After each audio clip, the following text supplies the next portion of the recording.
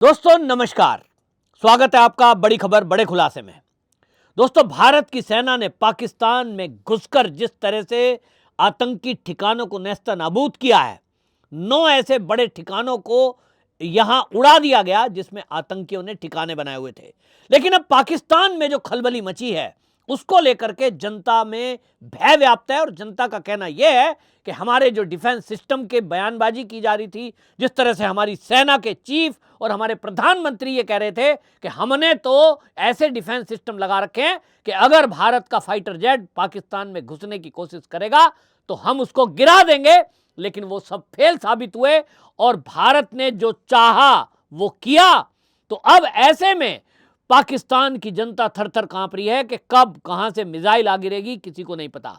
तो क्या ये मान लिया जाए कि अब जो भारत ने बदला लेने की बात की थी वो समाप्त हो गई है? क्योंकि आपको बता दूं कि ये सब मामला इसलिए उठा और पाकिस्तान में सेना के जो भारत के पूर्व चीफ हैं मनोज नरवणे, उन्होंने अपने एक्स पर एक पोस्ट डाल दी और एक लाइन के उस पोस्ट से पूरे पाकिस्तान में हड़कंप मच गया। असल में आपको बता दूं, जैसे ही ये पाकिस्तान के अंदर 9 आतंकी ठिकानों को भारत की सेना ने नेस्तनाबूद किया, उसके तुरंत बाद पूर्व आर्मी चीफ मनोज नरवणे ने एक एक्स पर पोस्ट डाला और उन्होंने लिख दिया उस पर, पिक्चर अभी बाकी है। अभी पिक्चर बाकी है। ये पढ़ते ही पूरे पाकिस्तान में हड़कंप मच गया कि अगर ये ट्रेलर में पाकिस्तान में इतनी बड़ी तबाही हो सकती है कि 9 बड़ी बड़ी बिल्डिंग वो मिट्टी में मिल गई, आतंकवादियों के लाशों के ढेर लग गए, तब फिर ऐसा अगर बड़ा कुछ होना अभी बाकी है तो पाकिस्तान का मंजर क्या होगा। और इसी एक एक्स पोस्ट से घबराहट हो रही थी। लेकिन इतने में ही एएनआई वाले जो पत्रकार हैं, वो कर्नल सोफिया कुरैशी, जिन्होंने सेना की तरफ से प्रेस कॉन्फ्रेंस करके पूरी ब्रीफिंग दी थी कि ये पूरा ऑपरेशन कैसे हुआ, क्या क्या इसमें इस्तेमाल हुआ और हमने कितने जो हमले किए थे उसकी पूरी डिटेल दी। इसमें आपको बता दूं, कर्नल सोफिया कुरैशी के पिता ताज मोहम्मद कुरैशी, उनका बयान आ गया। उन्होंने तो एएनआई पर यह कह दिया कि पाकिस्तान को पूरी तरह से खत्म कर देना चाहिए, वो आतंकवाद की फैक्ट्री है। यानी वो एक कदम और आगे बढ़ गए और उन्होंने फिर यह कह दिया पत्रकार से, यदि मुझे मौका मिले तो मैं भी सेना की तरफ से युद्ध के लिए जाने को तैयार हूं, पाकिस्तान के खात्मे के लिए। ये अकेले जो है कर्नल सोफिया के पिता मोहम्मद कुरैशी का बयान नहीं है। मैं व्यक्तिगत रूप से ऐसे पूर्व सेना के लोगों से मिलता हूं जो रिटायर हैं सेना से, उनमें जज्बा इतना है कि वो सब के सब कहते हैं पाकिस्तान के खात्मे के लिए हम भी सेना की तरफ से लड़ने जाना चाहते हैं। भारत के अंदर लाखों नौजवान ऐसे हैं जो ये कहना चाहते हैं कि पाकिस्तान आए दिन भारत के अंदर आतंकवाद पैदा करता है, यहां आए दिन खून खराबा करता है, उसका खात्मा होना ही चाहिए। हमें मौका मिले तो सेना के साथ हम जाने के लिए तैयार हैं। इन बयानों को देखकर पूरा पाकिस्तान थर-थर कांप रहा है।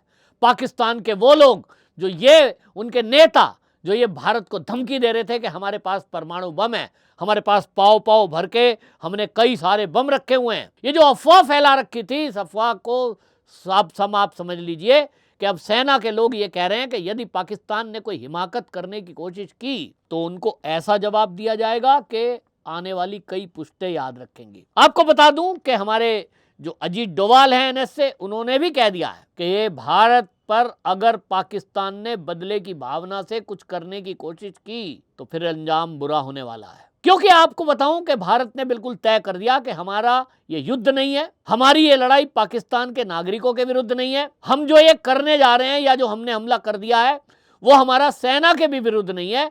हालांकि पाकिस्तान की सेना ही आतंकवादियों को पालती है, पाकिस्तान की सेना ही आतंकवादियों को पैसा देती है, पाकिस्तान की सेना ही आतंकवादियों को हथियार देती है, ट्रेनिंग देती है। और ये भारत को अच्छे से पता है कि आतंकवादियों को ट्रेनिंग देने वाली पाकिस्तान की सेना है, पैसा देने वाली पाकिस्तान की सेना है, हथियार देने वाले भी पाकिस्तान की सेना है। और इतना ही नहीं, जब उनकी घुसपैठ करानी होती है भारत के अंदर तो कवर फायर देकर उनकी घुसपैठ कराने के लिए भी पाकिस्तान की सेना जिम्मेदार है। इस सबको जानते हुए भी भारत ने केवल अभी आतंकी ठिकानों को टारगेट किया है और इसी से ये समझ लें अभी पाकिस्तान की सेना कि पिक्चर अभी बाकी है। ये जो मनोज नरवणे ने लिखा है अभी पिक्चर बाकी है, ये उसी तरफ इशारा है कि सेना अभी ये ना समझे कि भारत की सेना ने जो अभी किया है, जो एयर स्ट्राइक की है, उस एयर स्ट्राइक का अभी एंड हो गया है। ये समझ लें, ये तो अभी शुरुआत है, अभी पिक्चर बाकी है। समझ ले पाकिस्तान कि अभी तो नक्शे से उसका नाम मिटना तय है। अगर पाकिस्तान की सेना बाज नहीं आई, आतंकी फैक्ट्रियों को उसने अपने आप बंद नहीं किया, मसूद अजहर जो ये कह रहा है कि उसके परिवार के 10 लोग मारे गए, मैं कैसे नहीं मरा, उसको अभी भी छुपा रहे हैं, तो भाई अभी तो एक्शन होना बाकी है। तो मैं बताऊंगा आपको कि अभी भारत क्या क्या कर सकता है और जो अभी तक नहीं हुआ है। अब आप समझ लें, जिस तरह से आईएनएस विक्रांत वो समुद्र में तैनात है, वो आपको बता दूं कि उस पर खाली वो एक ऐसा नहीं है कि वो वॉरशिप है, उस वॉरशिप के साथ सबमरीन भी हैं, मिसाइल भी है, फाइटर जेट भी हैं, हेलीकॉप्टर भी हैं, और ये सब के सब पाकिस्तान के जो समुद्री मार्ग है उसको रोक कर खड़े हैं, और वहीं से ऑपरेशन करके वो चुपचाप आराम से लेट जाएंगे, और वहीं से लौटने के बाद वो जब चाहे पाकिस्तान को तबाह कर सकते हैं, इतनी शक्ति उनके पास है। इसी तरह आपको बता दूं कि जो अभी तक आपने देखा है कि जो 9 ठिकानों पर एयर स्ट्राइक हुई है, वो 9 पॉइंट जो है वो 20 के करीब हैं, 9 ठिकाने तबाह किए गए, जिसमें भारत की सेना ने स्कल्प क्रूज मिसाइल का इस्तेमाल किया है, ड्रोन से उसको गिराया गया था। उसकी रेंज 350 किलोमीटर है, उसकी जो हाइट है 480 mm है, 1300 किलो वजन तक ले जा सकती है, और अभी बताया जा रहा है कि लगभग 450 किलोग्राम का वजन बारूद का वो लेकर के स्कल्प मिसाइल वो उन बिल्डिंग पर गिराई गई थी जहां मसूद अजहर के रिश्तेदार और बाकी लोग मरकज में छिपे हुए थे। छत को तोड़ती हुई, फर्श को तोड़ती हुई नीचे घुसती है मिसाइल, और उसके बाद वो जमीन के नीचे बंकर भी अगर है तो बंकर में फटती है। ये उसकी क्वालिटी है।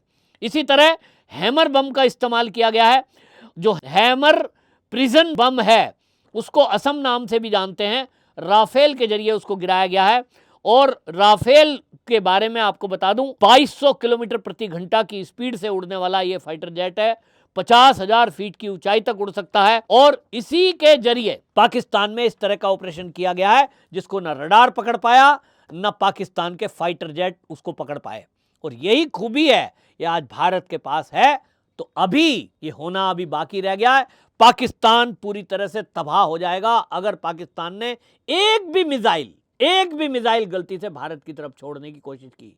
हालांकि भारत के पास आकाश मिसाइल है, डिफेंस सिस्टम S-400 है, ये सब मिसाइल लगे हुए हैं, लेकिन अगर पाकिस्तान सोचता है कि वो कोई भी मिसाइल 10, 20, 50, 100 इकट्ठी भेज देगा, और वो सोच रहा है कि गाजा की तरह वो इजराइल को परेशान कर देगा जैसा करा गाजा ने, भारत इजराइल नहीं है। इजराइल के पास सैनिक नहीं है, टेक्नोलॉजी है, बम है, हथियार है, लेकिन उसके पास मुकाबला करने के लिए जो शक्ति चाहिए उस तरह की नहीं है जो भारत के अंदर है।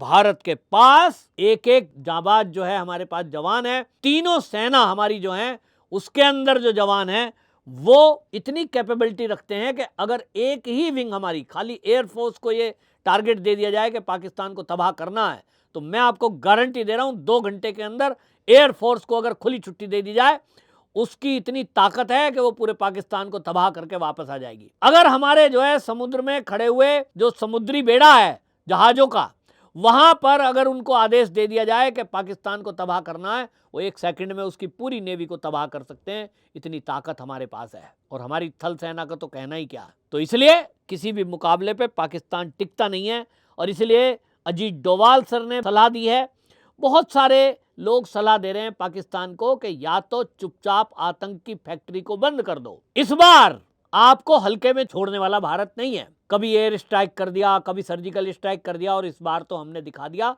कि हम 100 किलोमीटर अंदर भी घुस सकते हैं। ये ताकत हमारे पास है। ना तुम्हारे रडार पकड़ पाएंगे, ना तुम्हारा मिसाइल सिस्टम चल पाएगा। हम मारेंगे और वापस आ जाएंगे, और कब जाएंगे, कहां मारेंगे, हमारे पास पूरी जानकारी रहती है। आप कहीं भी छुप जाओ बिल में जाकर, वहीं खोजेंगे, वहीं मारेंगे। और इसलिए मोदी जी ने कहा है चुन चुन कर मारेंगे, तो चुन चुन कर मरेंगे।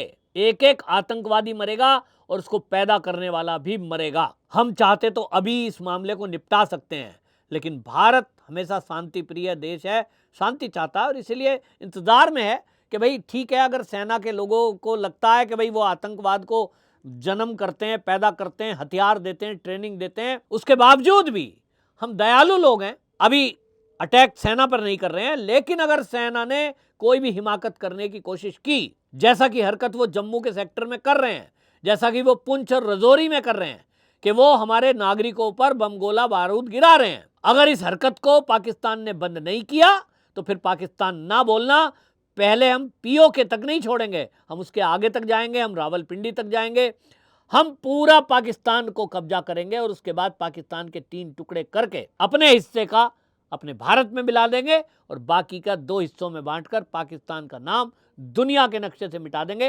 ये ताकत हमारे देश की है। आपकी इस पर क्या राय है? अपनी राय कमेंट में जरूर लिखिए, वीडियो को शेयर करिए और इतनी शेयर करिए कि पूरे देश में नहीं तो ये पाकिस्तान तक गूंज पहुंचे कि उसको चुपचाप बैठ जाना है। उसके बावजूद भी हम अभी अपना ऑपरेशन जारी रखेंगे। आतंकवाद पर प्रहार उस दिन तक अभी हमारा जारी रहने वाला है जब तक एक भी आतंकी पाकिस्तान में बैठा है, हम छोड़ने वाले नहीं है। और सेना अगर उसके पीछे खड़ी है और वो हरकत भी करेगी तो चाहे सेना आ जाए रास्ते में, उसको भी छोड़ने वाले हम नहीं है। आम नागरिक को टारगेट भारत की सेना नहीं करेगी, ये क्लियर बिल्कुल मैसेज दे दिया है। सेना को छोड़ेंगे नहीं, आतंकवादियों को छोड़ेंगे नहीं, जो हमारे आए दिन देश में लोगों को मारते रहते हैं और वो भी निहत्थे और बेकसूर लोगों को। आपकी क्या राय है? कमेंट में जरूर लिखिए, वीडियो को शेयर करिए। वंदे मातरम।